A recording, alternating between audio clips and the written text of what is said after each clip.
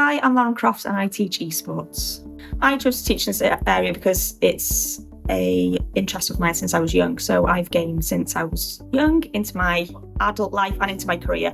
So I want to be a part of shaping the next generation of gamers, industry professionals within the space, because that was the communities that I used to relate to when I was younger. So having the opportunity to put my skill set and my knowledge into students is why I've gotten into the teaching. So if students were to attend the esports courses here at Ngholeg Cambria, they would expect to learn about different industry-specific skills and technical skills and transferable skills within the industry. So they will learn about event management, video production and streaming, shoutcasting, game mechanics and analytics.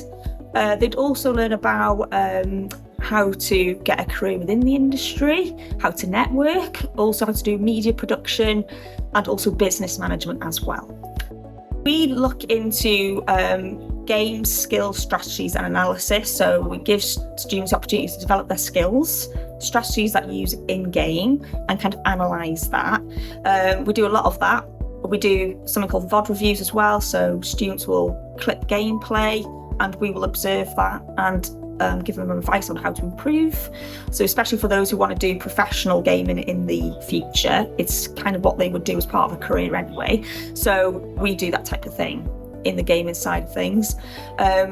We have esports teams here at Coleg Cambria that represent the college. So they're called the Cambria Chimeras, and they game across different titles. So we've got Valorant, Overwatch, Apex, F1, and we also have Apex, which we won the first title for last year. So through the British Esports Federation, we were the first ever team to win that title. So we have lots of opportunities for students to do gaming, essentially.